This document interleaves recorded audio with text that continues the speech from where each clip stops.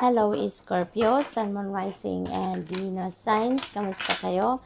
Sana po nasa mabuti kayong kalagayan. Welcome back po sa Star Tarot. Kung bago kayo rito, welcome din kayo.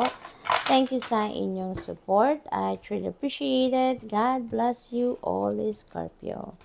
Unang mensahe po ninyo ay Aquamarine. Go with the flow, Scorpio. Huwag na ninyong kontrahen kung ano man ang mga nangyayari sa buhay ninyo. Kung mayroong mga pagbabago nangyayari, kung ano man ang ganap, just go with the flow. Okay? Huwag na ninyong salungatin, huwag na ninyong kontrahen, and sumunod na lang kayo sa agos ng buhay. Okay? Because with that, pag sumusunod kayo sa agos ng buhay, ibig sabihin dito na you are surrendering. Now, there is a surrender energy dito. Kaya, mas maganda ang nangyayari, mas mapapansin ninyo na masaya, mas maganda, mas smooth sailing ang lahat, 'di ba? So, opportunities just continue to come in, yung gano'n, Kaya, na lang, go with the flow, okay?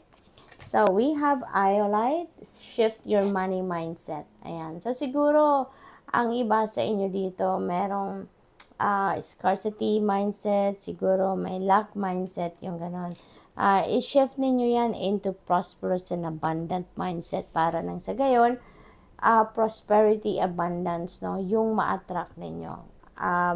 Financial success ang ma-attract ninyo, okay? Instead of luck. So, we have Sunstone, take pleasure in the things that you do, okay? So, i-enjoy ninyo kung anong ginagawa ninyo. Maging masaya kayo, kumbaga, i-embrace ninyo yan, Choose the things na gagawin ninyo na kung ano ang makakapagpasaya sa'yo, kung ano yung ma-i-enjoy ninyo, di ba? So, tingnan natin kung ano pa ang ganap dito is Scorpio. We have Moon energy. Ayan, pay attention to your intuition at this time and move ahead confidently. Kasi binibigyan kayo ng gabay ng Divine Universe dito through intuitive messages. You are being sent intuitive messages dito, At yun ang magiging reference ninyo dito.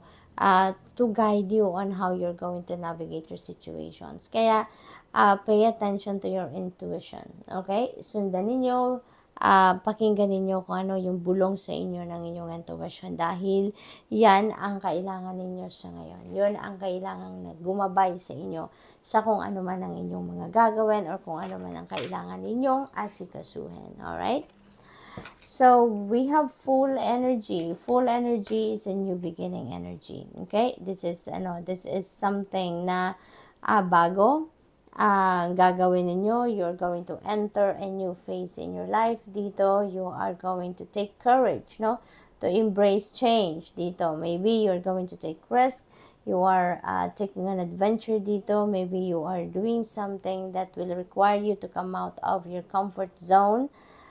Dito, So, siguro, dati, natatakot kayong gawin ito, mga bagay na to, natatakot kayong pasukin ang mga sitwasyon na to, but now, you are, taking risk na, You're taking your courage with you ngayon and inner strength, at gagawin na ninyo kung ano man ang bagay na ito, okay?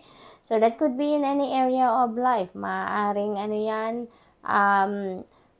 magte-take chances kayo on a relationship, on a person. Maaaring bagong trabaho ito, bagong level ng inyong relationship. Siguro mag-abroad ang iba sa inyo, mag-a-apply ng trabaho, something like that. It could be in any area of life.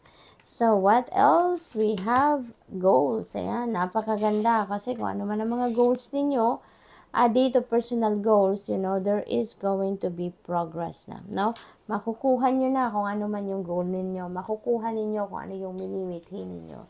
So, this is really a beautiful energy. So, tignan natin kung ano pa ang ganap for Scorpio. We have Hanged Man. Ayan. So, dahil maa-achieve na ninyo dito kung ano man yung mga gusto ninyong ma-achieve, yung mga gusto ninyong mangyari sa buhay ninyo is going to happen. Dito with the Hanged Man energy, uusad na to. Kasi this is stagnant energy. This is stagnant energy. Meron kayong hinihintay dito ng mga pangyayari sa buhay ninyo. And since you're going to move forward with your life, you're going to achieve your goals. So, yung patience ninyo dito is going to pay off. Kung ano man yung hinihintay ninyo, yan ay maaaring, yun na nga ang mangyari sa ngayon. Maaaring ito na yung mga hinihintay ninyong pagkakataon, and that is going to come towards you na sa ngayon. So, there is going to be progress na mawawala na yung stagnant energy sa inyo. Yung mga blockages, yung mga delays will be lifted na from here on. There is an important decision that you are going to make dito, and maaaring yan ay related dito sa full energy. Kasi nga siguro, sanay lang kayo na nasa comfort zone lang kayo. Sanay lang kayo na hindi kayo nag-adventure. Sanay kayo na kung ano, yung stay put lang kayo, kung ano lang ang nandiyan dyan na nakasanayan ninyo, masaya na kayo dyan. So, maaaring may ganong ganapang iba sa inyo. But, with the judgment energy, parang kailangan ninyo ng pagdesisyonan. Ano nga ba? Dahil may opportunity na kumakatok sa inyo, may opportunity na dumating sa inyo sa ngayon, at yan ay opportunity na para magbagong buhay na kayo, mag-start kayo ng new adventure, mag-start kayo ng mga bagong chapter sa buhay ninyo, kaya maaaring yan ang pagdidesisyonan ninyo, no? So, what else for Scorpio? We have Ace of Pentacles. This is a new beginning energy in terms of money, career, and finances. So, this is really beautiful kasi may offer sa inyo ang universe dito. Pagbabago pagdating sa inyong financial landscape.